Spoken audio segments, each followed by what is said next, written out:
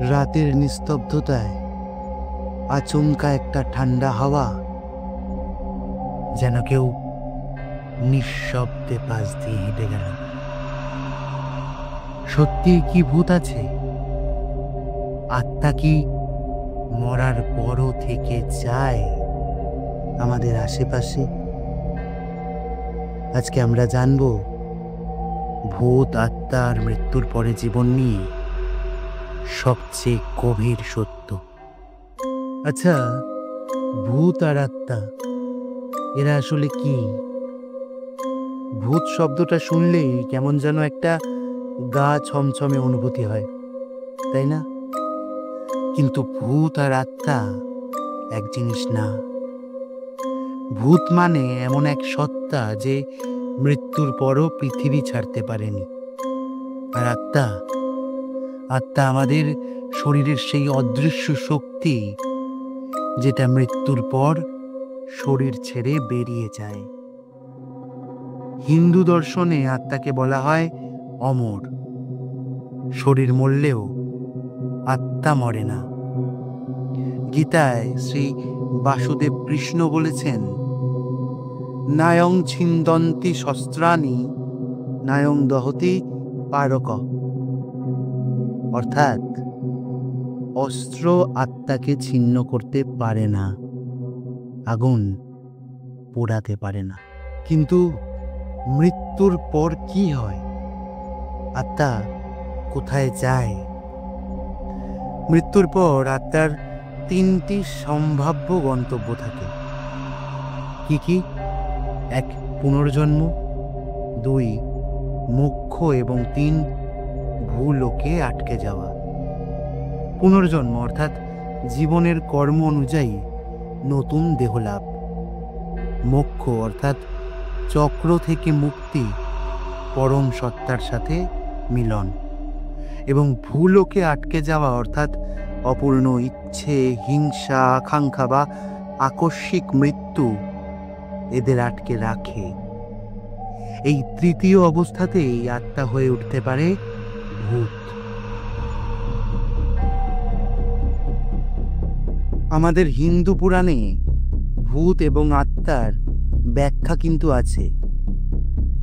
গরুড় পুরাণ, ব্রহ্মবৈবর্ত পুরাণ ও স্কন্দ পুরাণে বলা হয়, যেসব আত্মা মৃত্যুর পরেও তাদের সাংসারিক টান বা প্রতিশোধের আগুনে পুড়ে থাকে, তারা এই মর্তে ঘুরে বেড়ায়।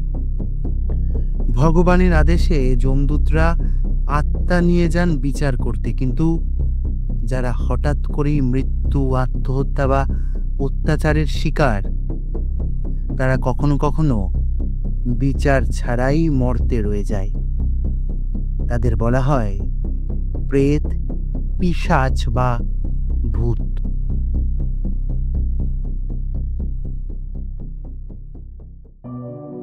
তবে বিজ্ঞানের ঠিক কি দৃষ্টিভঙ্গি আছে এই ভূত বা আত্মার পিছনে? বিজ্ঞান এখনো আত্মা বা ভূতের অস্তিত্ব প্রমাণ করতে পারেনি। তবে কোয়ান্টাম ফিজিক্স বলে, এনার্জি কখনো ধ্বংস হয় না, কেবল রূপান্তরিত হয় মাত্র। অনেক মনোবিজ্ঞানী বলেন, ভূতের অভিজ্ঞতা অনেক সময় সাইকোলজিক্যাল হ্যালুসিনেশন, স্লিপ প্যারালাইসিস বা আনডিটেক্টেড ইনফ্রাসাউন্ড ওয়েভ থেকেও হতে পারে। তবে কিছু ঘটনা আজও বিজ্ঞান ব্যাখ্যা দিতে পারেনি, যেমন ঘরের আলো নিভে যাওয়া, অদ্ভুত শব্দ, হঠাৎ গায়ে ঠান্ডা বা গরম অনুভব করা। এসব কিছু মানুষের মধ্যে অনেক প্রশ্ন তোলে, সাথে ভয়ের সঞ্চারও ঘটায়।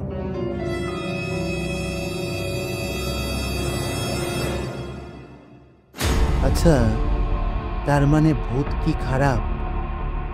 কতটা ক্ষতি করতে পারে এরা? সব ভূত বা আত্মা কিন্তু খারাপ হয় না। পিতৃপুরুষের আত্মা অনেক সময় পরিবারের মঙ্গল কামনায় আশেপাশে থাকে, কিন্তু কিছু অশান্ত আত্মা যারা প্রতিশোধ বা অভিশাপে বন্দী, তারা ক্ষতিকর হতে পারে। যেমন মানসিক অবসাদ, শারীরিক দুর্বলতা, পরিবারে অশান্তি, অদ্ভুত কিছু রোগ, যেটার কারণ খুঁজে পাওয়া যায় না। তবে এই সব কিছুরই সাবধানতা অবলম্বন করা উচিত এবং প্রতিকারক। পিতৃ আত্মার শান্তির জন্য পিতৃপক্ষ বা অমাবস্যায় তর্পণ এবং শ্রাদ্ধ করা উচিত। কিছু শক্তিশালী সুরক্ষা মন্ত্র জপ করা উচিত, যেমন গায়ত্রী বা মহামৃত্যুঞ্জয় মন্ত্র। তুলসী, গঙ্গাজল, কর্পূর, ধূপ, দীপ এগুলি পবিত্রতা রক্ষা করে।